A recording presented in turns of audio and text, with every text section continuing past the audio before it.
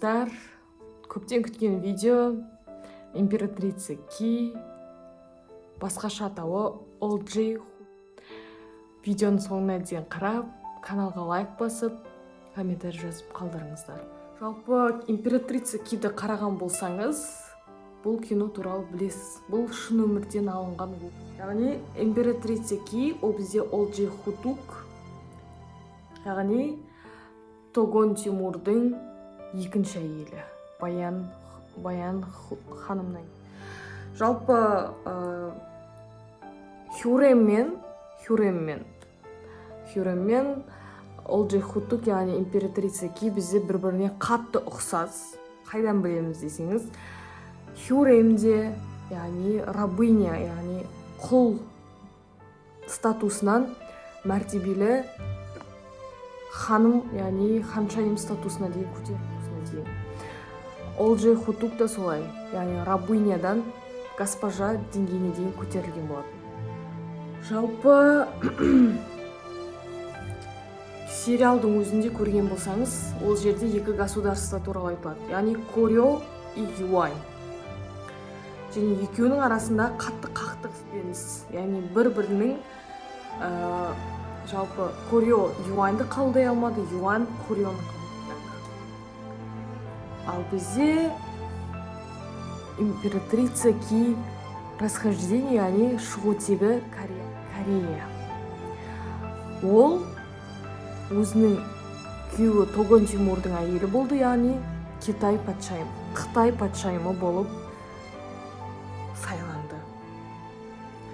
Және ол ең бірінші Корея, шығу тегі Корея болып, және Данашри, яғни Тогон Тимурдың ең бірінші әйелі болған.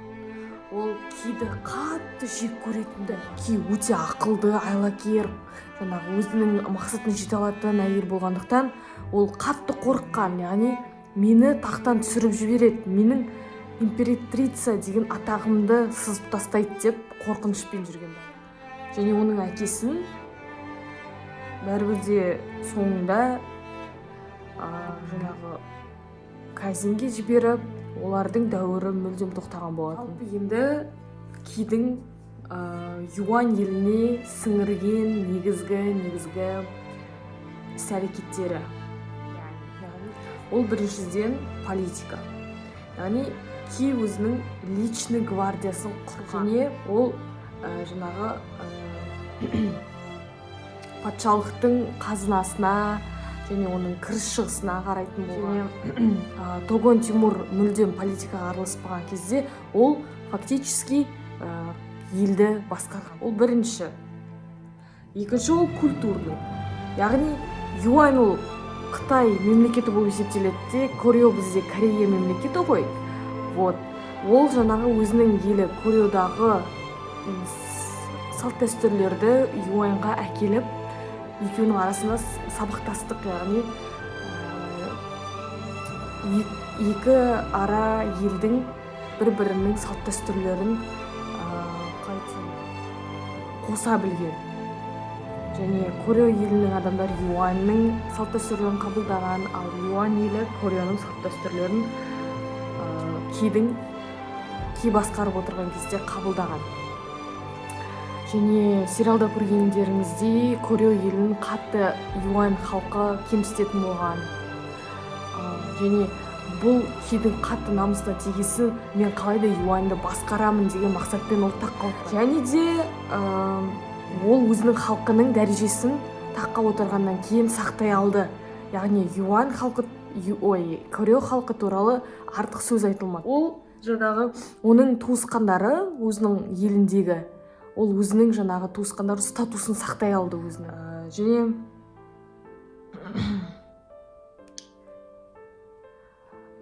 Және халықтың айтуынша, жалпы историктердің айтуынша, Ки жаңағы коррупциямен айналысқан деп айтады.